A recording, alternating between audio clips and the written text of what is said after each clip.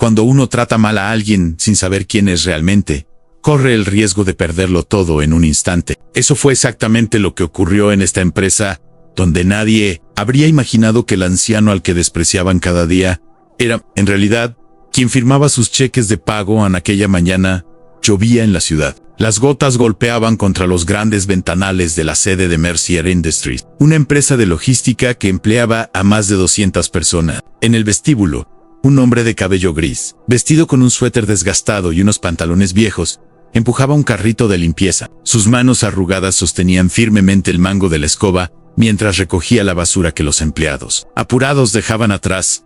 Nadie lo miraba. Nadie le decía buenos días. Para todos esos ejecutivos con trajes impecables que pasaban junto a él, hablando en voz alta por sus teléfonos móviles, era invisible. Solo otro rostro más del personal de limpieza. Alguien de quien no se preocupan. Alguien que ni siquiera registran. Pero ese anciano se llamaba Henry Mercier. Henry Mercier era el fundador y propietario de aquella empresa que él mismo había construido con sus propias manos 40 años atrás, 3 meses antes. Henry había tomado una decisión radical. Tras años dirigiendo la empresa desde su oficina en el último piso, había empezado a escuchar rumores inquietantes, historias de maltratos, acoso, empleados explotados y humillados. Pero cada vez que llamaba a sus directores a rendir cuentas, estos le aseguraban que todo iba bien, que los empleados estaban felices, que la cultura corporativa era ejemplar. Henry no era ingenuo, sabía que los poderosos siempre mienten para proteger su posición, así que decidió descubrir la verdad por sí mismo. Contrató discretamente a una agencia para crear una identidad falsa y se hizo contratar como personal de limpieza en su propia empresa. Nadie lo reconoció. Al fin y al cabo, ¿quién mira realmente el rostro de un hombre de limpieza? Aquella mañana, mientras limpiaba el vestíbulo, Henry observaba a Thomas Durand, su director de recursos humanos, el mismo que siempre sonreía en las reuniones ejecutivas, gritarle a una joven pasante que había derramado su café. La muchacha, que no debía tener más de 20 años, temblaba mientras Durand la insultaba frente a todos, llamándola incapaz y estúpida. Henry apretó el mango de su escoba, pero siguió limpiando en silencio. Necesitaba ver más, necesitaba comprender la magnitud del problema. Más tarde, subió al tercer piso para vaciar los cubos de basura. Allí escuchó a Sophie LeBlanc, la directora comercial, a quien él mismo había ascendido 5 años atrás, hablar por teléfono. Reía mientras contaba que había negado un aumento salarial a un empleado que acababa de tener un bebé, solo porque le resultaba divertido verlo suplicar.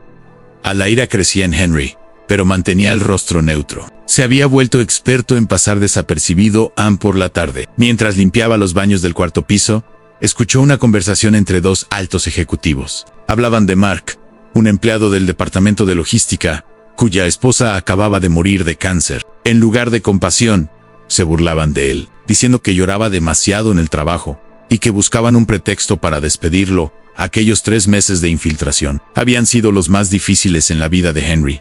Cada día descubría nuevas atrocidades. Veía a los jefes humillar públicamente a sus subordinados. Oía a ejecutivos jactarse de hacer llorar a los empleados. Observaba un sistema donde los poderosos aplastaban a los débiles, sin ninguna consecuencia.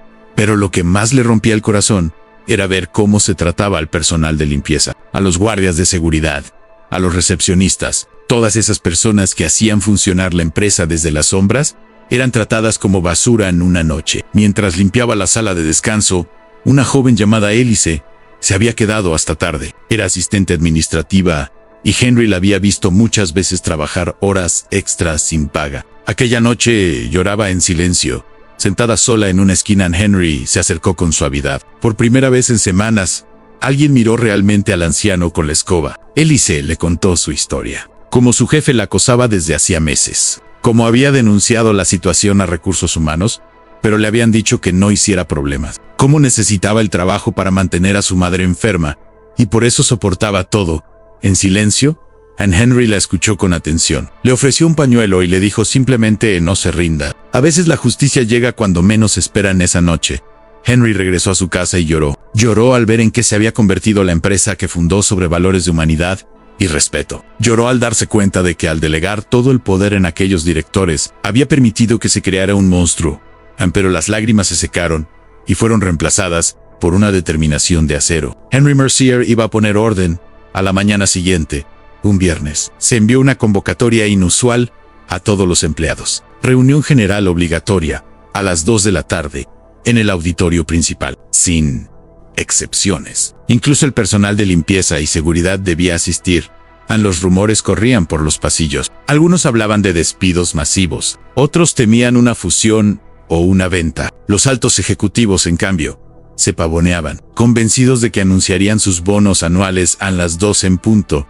El auditorio estaba lleno. Más de 200 personas abarrotaban la sala. Los directores ocupaban las primeras filas, con trajes impecables. Detrás, los empleados de oficina. Y al fondo, casi escondidos, el personal de servicio. Entre ellos Henry, con su suéter gastado en las luces, se atenuaron. Un murmullo recorrió la sala. Entonces, bajo la mirada estupefacta de todos, el anciano de limpieza se levantó. Caminó lentamente por el pasillo central. Cada paso resonaba en el silencio. Thomas Duran fue el primero en reaccionar. ¿Qué haces aquí, Creature? ¡Vuelve a tu sitio! Esta reunión no es para ti. Henry no se detuvo. Subió al escenario, se colocó frente al micrófono y por primera vez en 3 meses se irguió por completo. Se quitó sus gafas baratas y se puso sus verdaderas gafas. Pasó una mano por su cabello gris.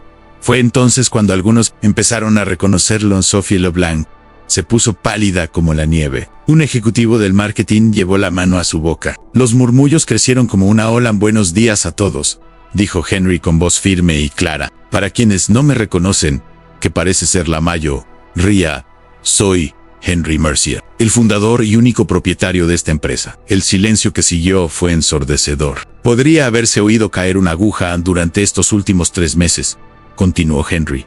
He trabajado entre ustedes. He limpiado sus oficinas. He vaciado sus papeleras. He sido testigo de cosas que me han roto el corazón y me han enfurecido de formas que no pueden imaginar. Los directores se encogieron en sus asientos. Durant LeBlanc lloraba, pero de miedo, no de remordimiento. Fundé esta empresa hace 40 años con una visión sencilla: crear un lugar donde cada persona, sin importar su puesto o título, fuera tratada con dignidad y respeto. Un lugar donde el éxito se midiera no solo en beneficios, sino en el bienestar de nuestros empleados. Pausó, dejó que sus palabras resonaran. Pero fallé. Fallé porque confié ciegamente, porque entregué el poder sin vigilar cómo se usaba. Y ese poder corrompió a quienes lo recibieron. Henry sacó entonces un grueso expediente. Aquí he documentado 3 meses de comportamientos inaceptables: acoso, humillación, abuso de poder, discriminación. Tengo grabaciones en testimonios, pruebas irrefutables. Leyó cada incidente. Los empleados comenzaron a sentir, reconociendo situaciones que también habían vivido. Cuando mencionó la crueldad hacia Mark, el hombre que acababa de perder a su esposa, la sala estalló en sollozos. Mark, presente en el auditorio, lloraba abiertamente, y quizás algunos se pregunten, ¿por qué no los llamé a mi oficina? ¿Por qué montar este teatro?, dijo Henry. Cerró el expediente porque quería que sintieran, aunque fuera solo un instante, lo que sienten aquellos a quienes pisotearon. Quería que entendieran lo que es ser invisible. Sears quería que vieran que la persona que tratan como un don, nadie podría ser la que controla su destino. Se volvió hacia el fondo. A todos los que han sufrido en silencio, los que han sido humillados, los que han llorado en los baños o en sus coches al terminar el día, les pido perdón. Debí verlo antes. Debí estar presente. Pero prometo que esto cambia hoy. Luego miró a los directores Thomas Durand, Sophie LeBlanc, Mark Fontaine, Isabel Russo y otros 8 ejecutivos, cuyos nombres están aquí. Están despedidos con efecto inmediato. Traicionaron mi confianza. Traicionaron a esta empresa. Y sobre todo, traicionaron a las personas que contaban con ustedes para protegerlas. Intentaron protestar, pero Henry levantó la mano. Recibirán lo que marca la ley, y nada más. Y si alguno intenta demandarme, haré públicos todos los detalles. Les aconsejo irse con dignidad. Luego llamó a Élise. Ella subió temblando al escenario. Cuéntales, le dijo Anne. Y Élise contó todo. Su voz, primero débil, luego potente, llenó la sala de verdades que nadie había querido escuchar. Otros empleados también hablaron. Durante 1 hora, el auditorio se convirtió en un espacio de justicia. Henry lloró mientras escuchaba. Luego tomó el micrófono. A partir de hoy, reconstruimos esta empresa desde cero. Creó un comité independiente formado por empleados de todos los niveles. Dobló el presupuesto de recursos humanos, pero con personal externo. formado para proteger a los empleados, no a la empresa. Anunció aumentos salariales para el personal de servicio, tolerancia cero al acoso, transparencia total en promociones, apoyo psicológico para todos, y no volveré a mi oficina del último piso. Mi oficina estará aquí abajo, junto a la cafetería, con la puerta siempre abierta. Cuando Henry terminó, algo increíble ocurrió. Mark se levantó y comenzó a aplaudir. Luego Elise, luego toda la sala. Las semanas siguientes fueron transformadoras. Los nuevos directores eran elegidos por su humanidad, no por sus cifras. El comité de empleados se convirtió en una fuerza poderosa. Elise fue ascendida. Mark recibió un mes de licencia pagada. El personal invisible pasó a ser visible, y lo más sorprendente, la productividad aumentó. Empleados felices trabajan mejor. 6 meses después, un periodista entrevistó a Henry. ¿No fue demasiado radical? Henry, he aprendido que no se puede construir nada duradero sobre el sufrimiento ajeno. Que el verdadero liderazgo no es dominar desde una torre, sino caminar al mismo nivel que los demás. Y que a veces hay que destruirlo todo para reconstruir algo mejor. La historia de Henry Mercier se extendió por el mundo empresarial. Algunos lo llamaron ingenuo, otros lo criticaron, pero para los 200 empleados de Mercier Industries, Henry se convirtió en algo más que un jefe. Se convirtió en un símbolo. Hoy, la historia del anciano con la escoba se cuenta a cada nuevo empleado, para recordarles que, en esa empresa, todas las personas importan. Para recordar a los jefes que el poder exige responsabilidad. Porque Henry demostró una verdad fundamental. No es el cargo el que define a una persona, sino su carácter. Y poco importa el traje o el título. Lo que importa es cómo tratamos a quienes no pueden darnos nada a cambio. Esta historia nos recuerda una lección esencial. Trata a cada persona con dignidad y respeto, no porque pueda ser importante, sino porque es lo correcto. Nunca sabemos quién se esconde detrás de un rostro que ignoramos. Y más importante aún, deberíamos tratar a los demás con humanidad, incluso sabiendo que no tienen ningún poder sobre nosotros.